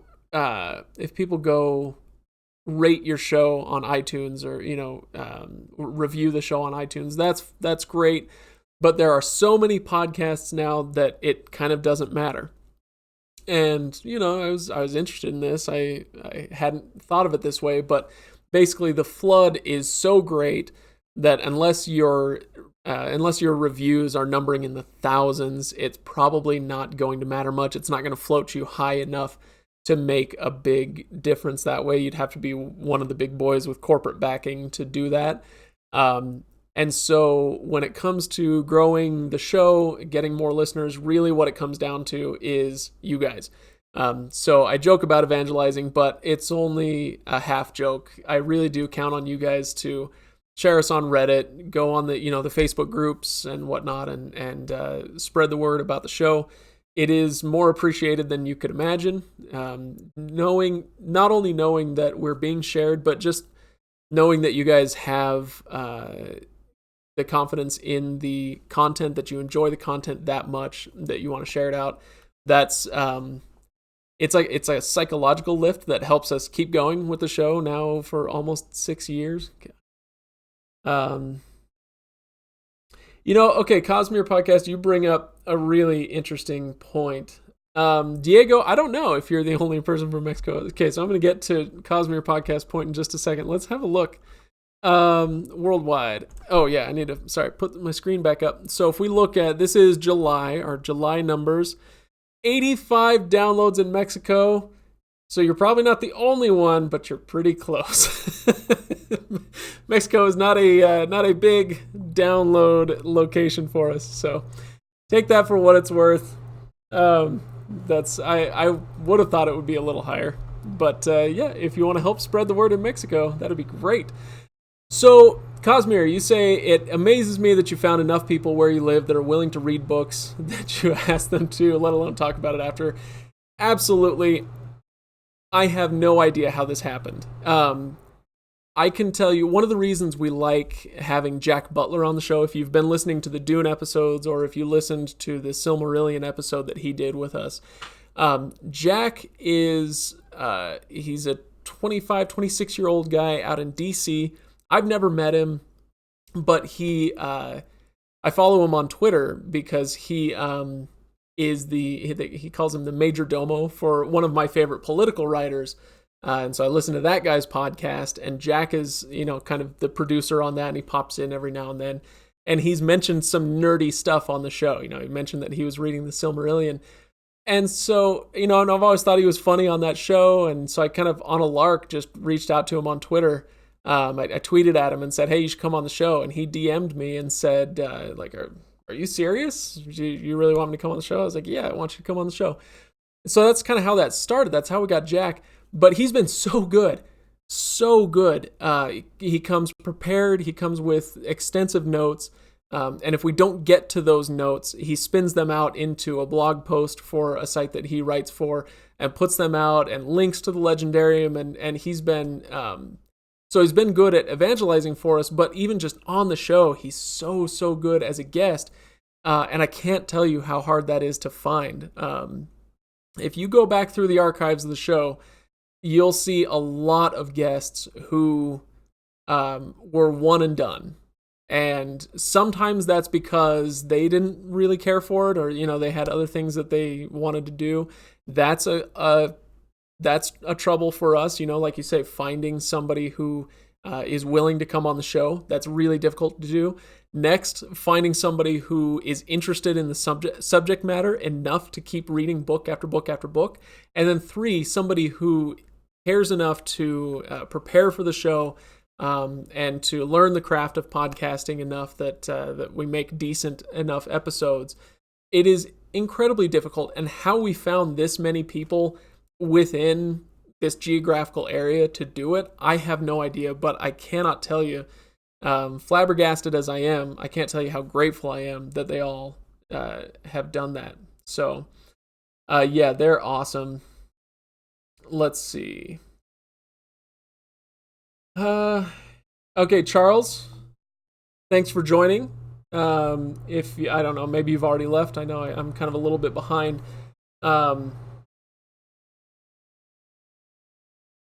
Diego, you started your own book club. That is freaking awesome. That is essentially what we've done. I always have this goal in the back of my mind that's loftier than the book club label, but that's essentially what we are. Like, I don't know that we've achieved what I kind of see as that goal, but I'm happy to be a book club. I think it's fantastic, and what we've done is kind of extended that out to a Reddit book club and a Discord book club and all that stuff. I absolutely love it. So I'm glad that you did that. Sorry if it's not working out quite the way you thought it would, but don't despair. I'm sure it'll work out if you keep going. That's the thing about the Legendarium is the numbers are I think pretty great now. But when we started, it took us like 2 years to get even a tiny bit of traction. And a lot of times what it comes down to is just perseverance. And I mean, I don't know if Daniel is still on the live stream, but you go back a few years, and like Daniel didn't just start doing this. He's been doing this a long time and building that channel and building the skills and all that stuff. Like, it takes a long time to get the traction. And then once you get it, you never know what's going to happen. So let's see. Okay. Let's go through. Daniel says, you're always amazed by the guests we get. So am I. It all kind of started with, I took a chance when I was at one of Brandon's signings, I was just trying to get an audio recording from him saying, welcome to the Legendarium. That's all I wanted. But then I had this flash of inspiration and invited him to come on and talk about Terry Pratchett, and he jumped at that opportunity. And that's what started some of this Author's Shelf stuff with Dave Farland and Andrew Clavin, and more coming. If you guys don't know, Brent Weeks is coming on the show, scheduled for October, and we've got a few others, Larry Correa, some other names as well. Drew, have fun at your game. Let's see. The Brandon episode on Truth was awesome. Yeah, Brandon's was an interesting one because, I wish I could do with him what I've done with Jack Butler, which is I found somebody who is so good at talking about books and obviously extremely knowledgeable about the genre and is an amazing panelist and has interesting things to say. Obviously, the availability isn't there. But if I could have Brandon on the show as much as possible, like, not just because it's Brandon Sanderson, but he was such a good guest that I would want him on as a panelist, even if nobody knew who he was. He was really, really good. Josh, what are you talking about? Need to get Brandon on a Shardcast episode one of these days. So the thing about that one, Josh, is when I initially asked him, I said something about like, hey, we'd love to bring you on the show, and he was kind of like, he wasn't disgusted. He was like, oh, if schedules allow, if it makes sense and whatnot.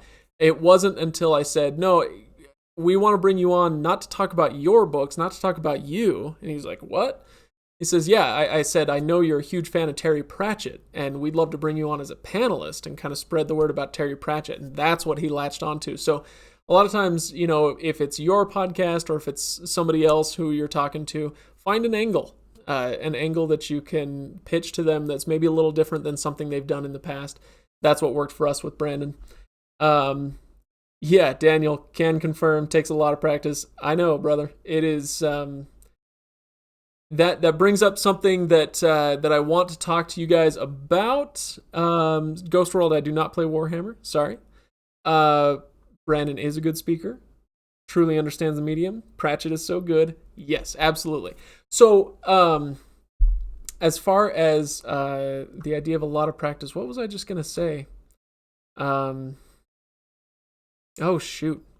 Oh, yeah. No, I was going to say, it does take a lot of practice, and I've always felt a little bit odd about our original Lord of the Rings episodes, and to some extent the Mistborn episodes as well. I think we got better a lot faster, especially once the Lord of the Rings series was wrapping up, but that was over 5 years ago.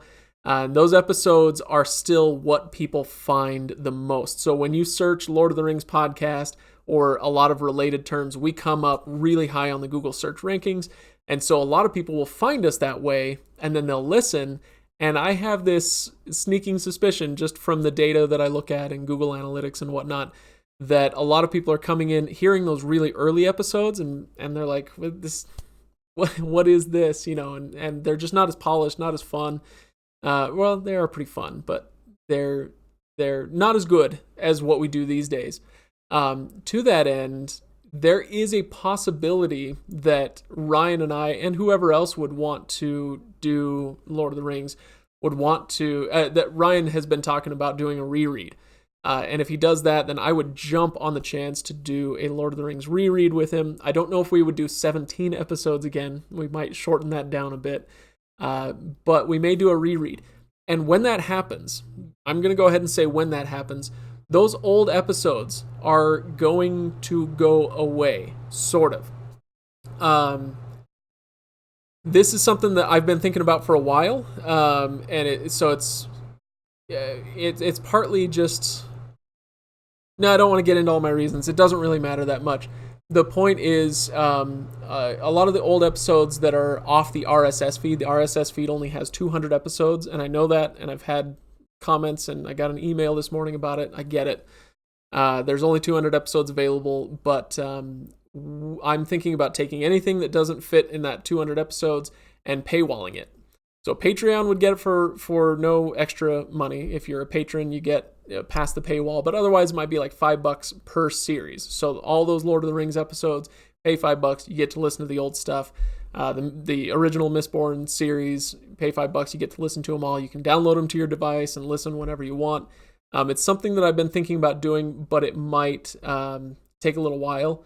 Oh, Daniel, you probably bounced a little while ago. Yeah, exactly, John. Yeah, what a shock. I want to do a reread.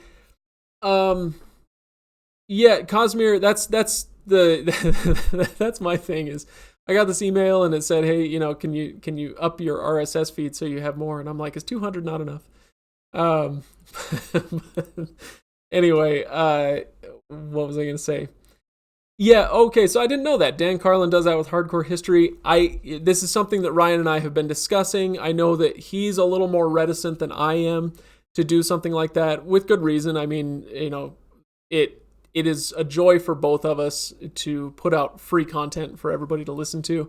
And one thing that would make this pill go down easier is if I had other Lord of the Rings episodes to point people toward, newer ones, so that when they go to the site, they have something else to listen to. So Hardcore History, how many, if you guys don't mind me asking, if you know the answer, I should say, how many episodes are available just, on the RSS feed? I know about Hardcore History. I think I've listened to a little bit of it, but I'm not a devotee. So yeah, how many does he do before he makes it paid content? Anyway, it's something that I'm mentioning partly because, much like with the other stuff that I was talking about a little while ago, it's something I want to do an informal poll on. I think I've talked to a few people about this on Discord earlier, but I'm curious what you guys think about this idea. If for one thing, it would tell you to hurry up and go listen to the early stuff if you haven't before. But yeah, let me know what you think about that. I know that it could sound like a money grab, but I want to keep the price point low. But I do feel like at a certain point, we've made all this content. Most of it still is free.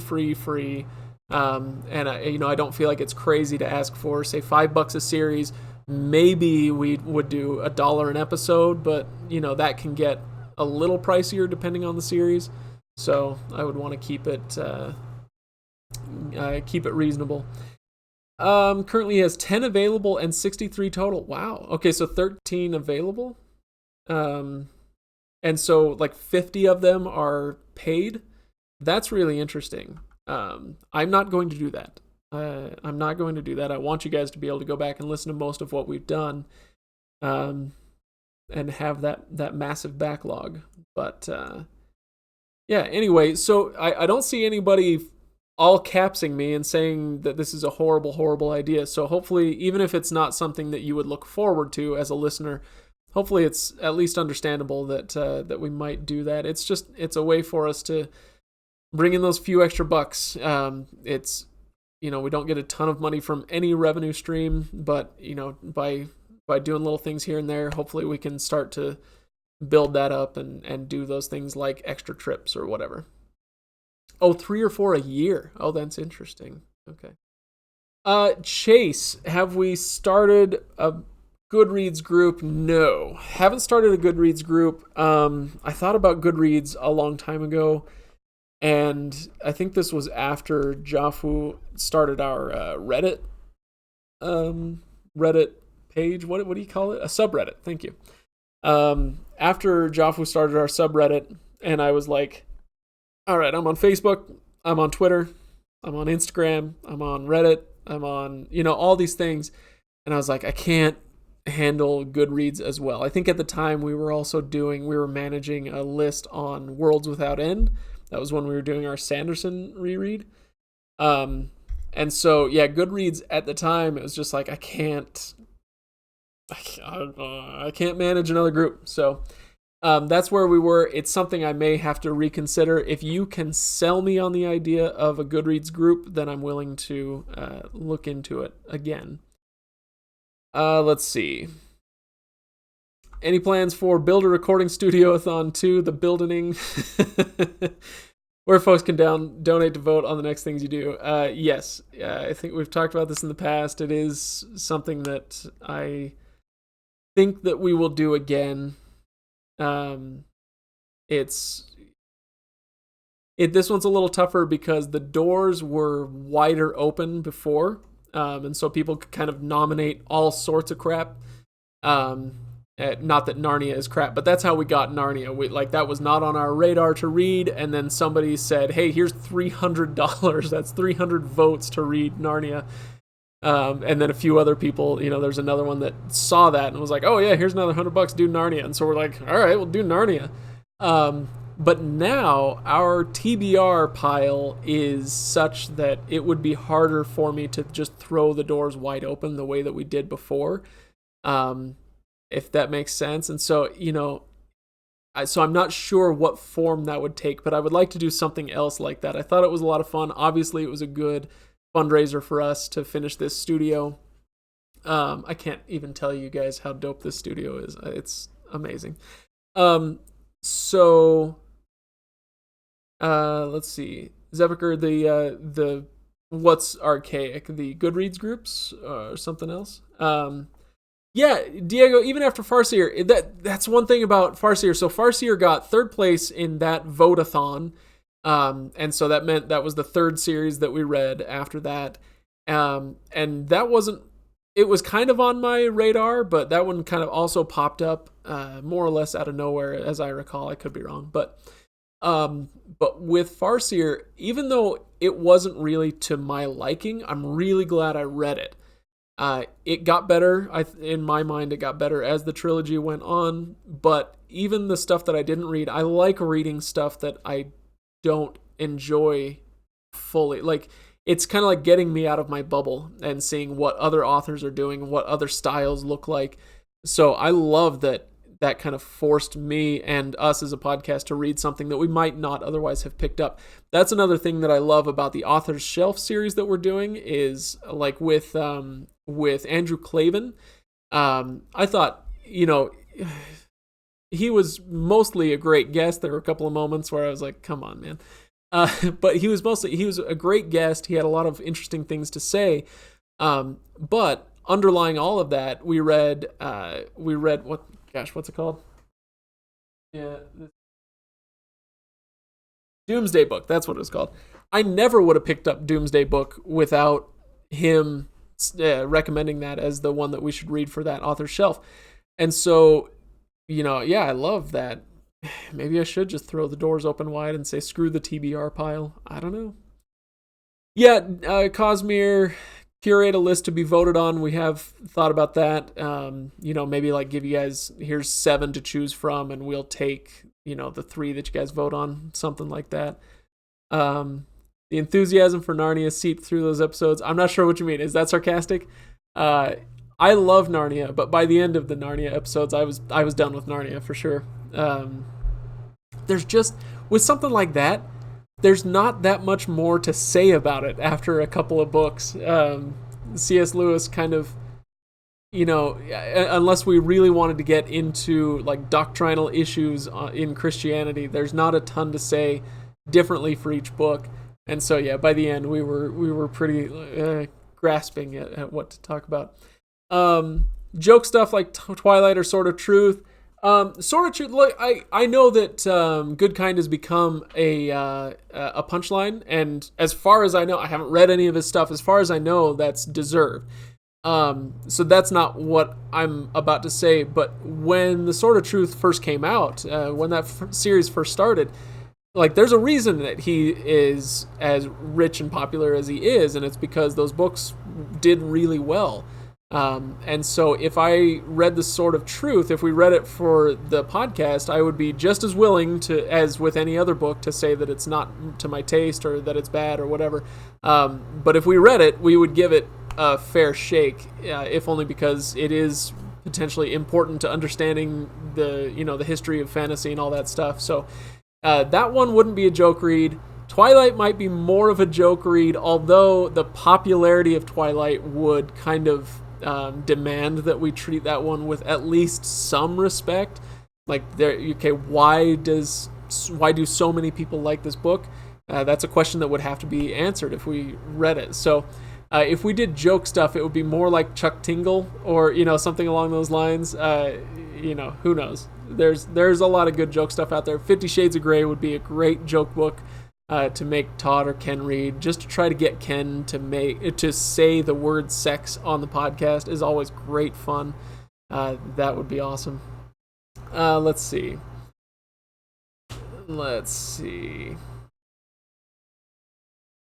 So yeah, Diego, I think a few people agreed with us on Fitz and the Farseer trilogy. I cannot, unless you are a member of the is it Farseer or Robin Hobb? I can't remember. Whatever the subreddit is, or it could be whatever the Realm of the Elderlings or something like that. That subreddit, there were several people on there that were not happy with us at all. So I'm glad that you liked it. Josh, you miss Heroes of Sci-Fi? Kind of me too. Although, in a way, that's kind of what Blue Team has been doing, and we just haven't dipped as far back into the sci-fi classics. I have this vague idea that I would like to take some old... By the way, is my AC too loud? If that's too loud, tell me. There is... what was I just saying? Something about classic sci-fi. Oh gosh, dang it! I lost my train of thought. Old sci-fi. I'll think of it in a minute and I'll come back to it. I'm sorry, guys. It's starting to, almost 2 hours of streaming. It starts to wear on you a little bit.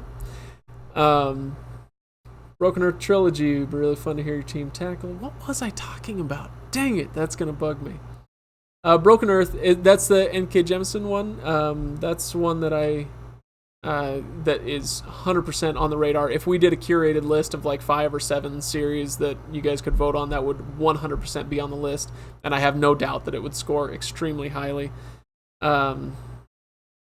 Let's see, Zebeker, you binged the Twilight books together or 50 Shades? Because, hey, what you guys get up to on your own time. Twilight. Let's see. Twilight, okay, so you guys want my quick take on Twilight? Because I have read the first book. I have not read the others. My take on Twilight is similar to my take on Eragon. Not because they're of similar quality. I do think Eragon is better. But what I think is that there is, in both cases, but let's just take Twilight for now. There is, in Twilight, a good story. This kind of like Shakespearean forbidden romance and all this, the love triangle with the vampires and the werewolves and the, Capulets and you get it. There is a good story in there, and if you were to give the bones of that story to a different author, it might have been more respectable. But as it is, it's not. Eragon, I felt like kind of similarly, like Eragon is extremely derivative, which in my mind is not necessarily an insult. You can be derivative, and that's just fine. It's what you do with your derivation. And similarly, I was like, this is not very well written. If we ever read it, I'd pull out some more quotes and whatnot. But there is a good story in there in both cases. So, Drew, what are you doing back here? What happened to your hockey game? Oh, canceled. Sorry. Yeah, we are talking about Twilight. Sorry about that, buddy. Okay, good. The AC is fine. Gosh. Cocaine's a hell of a drug, apparently. My nose is itching like crazy. Broken Earth. Okay, Zebeker. All right. How does a hockey game get canceled? Rained out, just like anybody else, right? Let's see. Eragon. Yeah, Eragon's an interesting story. I kind of want us to get to that at some point. I don't want to tear it to pieces. But I do want to point out what I think its failings are. Wow, we have somebody on the chat called Rot in Hell. I feel personally attacked. Let's see.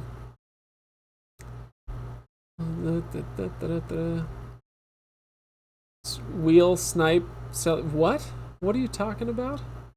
You guys have gone off the rails here. So, all right. Show of hands. This is the most people we've had watching a live stream in a while. John, but by the show of hands, how many people would want to do like a round of StarCraft or something? Let me know if you're interested in that, or if we should just kind of call it for the night. I'm sure it's getting late for a lot of you. Hockey lingo, yeah, you hockeyers. Let's see. What was I going to say? Oh, John, you want to hear us tear it to pieces, or me specifically? I don't know. I do tend to be the one who is willing to tear something to pieces, but the thing is, this was what was it on one of our recent episodes where I said I don't. Oh, it's the movie review episode. I don't search out negative opinions. I just have them.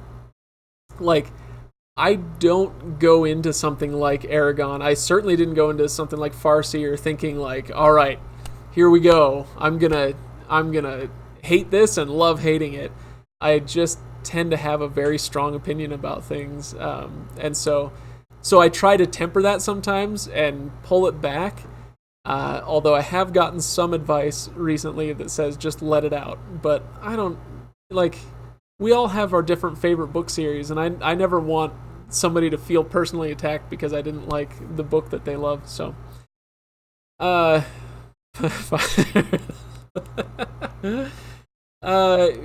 fired up. Yeah, I assume you're talking about StarCraft, but that could also work. Like if you wanted me to burn Aragon or something, I don't know.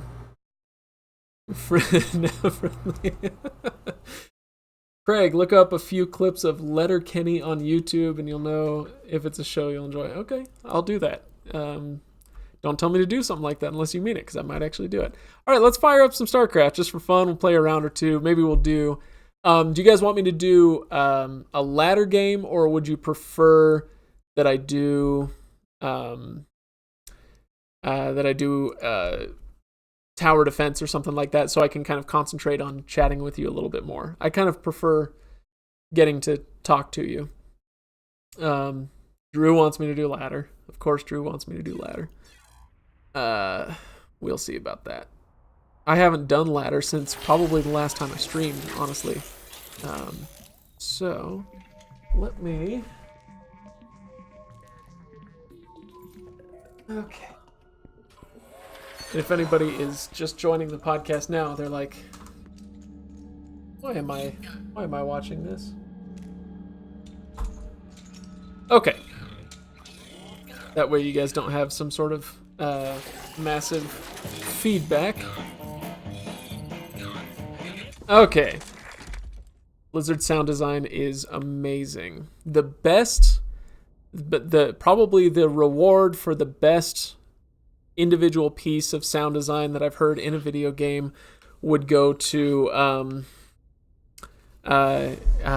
Destiny 2. When you explode the Vex with a single shot from... Oh, what am I playing? Protoss? Diamond? Doggone it.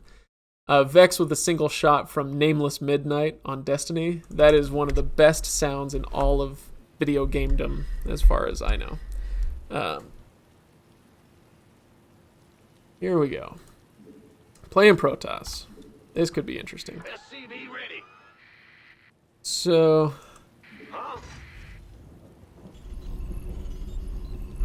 what I'm going to try to do, I hope I'm not playing somebody who's listening in. If none of the 18 of you are playing, that's great.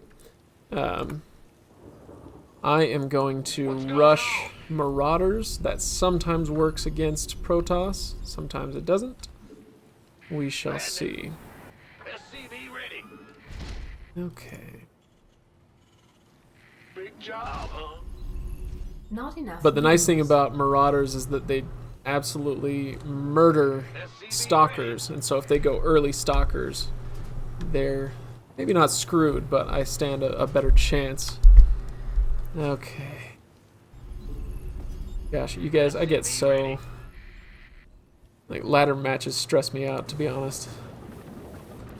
Okay. Woo-hoo! Go ahead. SCV ready. In the rear with the gear. Alright. SCV ready.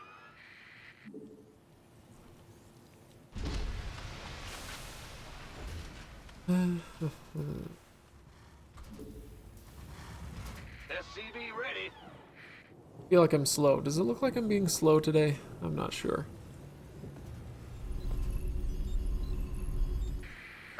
Add-on complete. SCV ready. Base Okay, so he's is got a under probe attack. up and running. That's not great. SCV ready.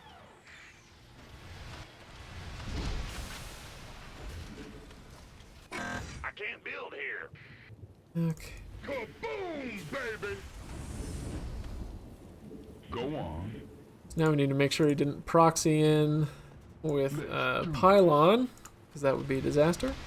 Add-on complete. Command center upgrade complete. Okay. Say the word. I think we're probably okay, and I don't have the time for Go this. time. Insufficient research. Gas. Okay. SCV ready. Yeah. Oh, it's on. Don't leave me hanging. Sure. Believe it. Let's have a blast. Big I'm job. in a world of hurt. Just say when. It's about to get heavy. Oh, gotta take those out quick. Got a whole lot of love. First round's on me. Time for wasting. Oh, it's on. I'm all about that. Got it.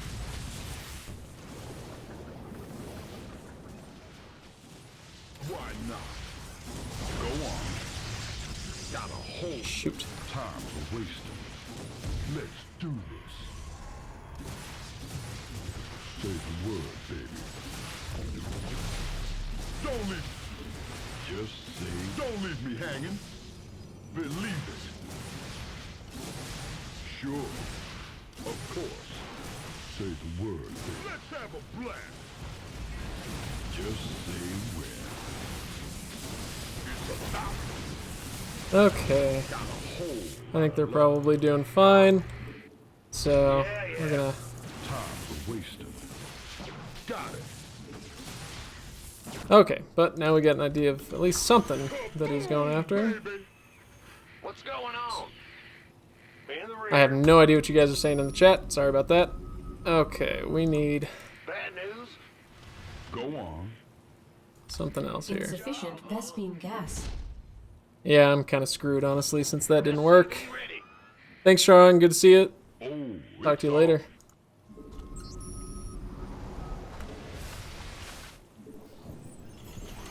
Don't leave me hanging. Okay. SCV ready. Okay, I don't see any Dark Templar coming, so that's good news at least. Ah! You scared me.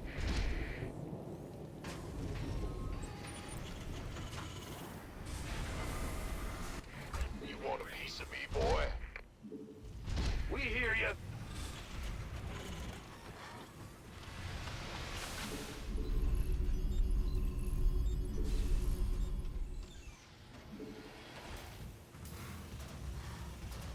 Go ahead. Gangway, coming through. Okay. This better be good. Come on, come on. Command center upgrade complete. Add-on. Kaboom, baby.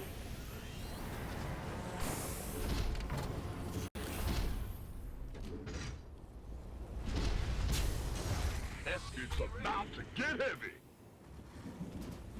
Not enough minerals.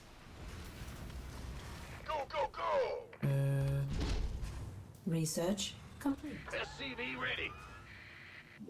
I'm going. In the rear. Add-on. Not enough minerals. Who wants some? SCV ready. Armed and ready. Add-on complete. Research complete. Ready for dust off.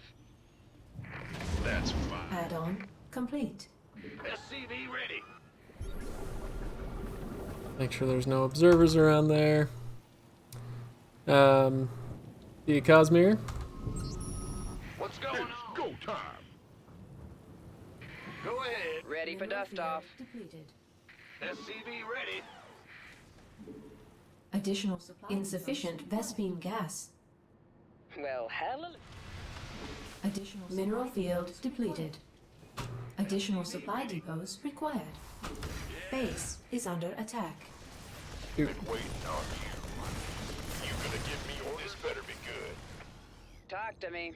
Let's have a blast. Heading out. This should help. TV ready. Ready for dust off. By the numbers, boys. Go, go, go! Outstanding. Who wants some? SCV ready. Armed and ready. Life flight's here. Been waiting on you. Gangway, coming through. Where's the emergency? Ooh, alright. Picking up or dropping off? You want a piece of me, boy? It's about to get heavy. Orders received. Go, go, go! Can't Talk to me. Mineral field depleted. been waiting on you. Okay, what do you say we head out? Armed and ready. Big job. Also probably time to expand again. It's go time. Go do. Sometimes I like that hidden expansion, so let's go do that. Additional supply depots shoot. required. Additional supply depots required. Not enough. Gangway, coming through. Who Oh, wants some? Picking up. By the numbers, boys. Ready for dust off. SCV ready.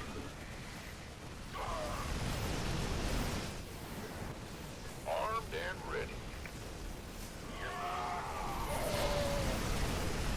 SCV ready. Okay. I'm not even bothering to micro right now, honestly. Not enough minerals. SCV ready. There we go. All right. Okay. Yeah, sorry, Cosmere. Okay. Yeah, it was a decent drop. I mean, luckily I was able to keep maintaining some production back at the base while I did that. Oh, man, I'm telling you, ladder matches, they stress me out so much, especially 1v1. Yeah, I haven't done many. You can see wherever my my bonus pool is really high because I haven't been doing ladder matches lately. Yeah, this always confuses me. Like, I feel like I'm working pretty hard and I'm getting 78 actions per minute. Sometimes I'm up closer to 100, but I'm always like, what are these people doing? All right. So I don't know if what you guys said before on the live stream chat, so, and I can't exit this screen. If anybody knows like a hotkey to let my mouse exit the program without me minimizing it, let me know. That'd be great. Oh gosh. What's EPM? I don't know what EPM is. Yeah, Drew, what's EPM? Yeah, you'll have to let me know. Score summary. Okay, I did all right. And this is, yeah, like his, he must have been investing in his income. In fact, I know he was because he got that third base pretty early. So his income jumped up at about the same time that his army value leveled off. It didn't drop until I went after him, but yeah, it leveled off. Effective actions per minute. Okay, yeah, that makes sense. Let's see. You know what? I feel like, okay, we're losing people. It's been 2 hours. I think I should probably call the live stream there. But, you know, hey, Drew or anybody else, if you want to hop on and play some StarCraft, find me. You can send me an invite. Here's my screen name, whatever, the thing that you do friend invites with. So if anybody else plays StarCraft, I'm always down for a little 2v2 or whatever. So you can hit me up. You just have to let me know who you are and where I know you so that I don't like block it or something. Anyway, let's close that. Oh, you guys, ladder matches. I'm telling you, it's tough to do a lot of those. I usually can do like maybe 2 or 3 ladder matches at the most at one time, and then I burn out. So, all right, Cosmere, thanks for coming on. Oh, I thought you were leaving. Thanks Thanks for coming on, everybody. This is the most people we've had on a live stream maybe ever. I think it topped out at like 19 or 20. And so things will, as we do this more often, I'm hoping we can get more people tuning in. It's a lot of fun to interact with you guys. You've got 60 more seconds before I call it quits. So if you have any other questions or comments that you want me to react to, you're welcome to put them down in the comments. All right. Let's call that good. All right, John, good to see you as well. Drew, thanks for joining. Diego, I'm glad you could join. I want to vary the time of these. Maybe I'll do some like on a Saturday or a Sunday morning or afternoon so I can get people from different availabilities and different time zones and whatnot. So, Joshua, go away. I'm out of here, okay? I'm done. I'm done with you.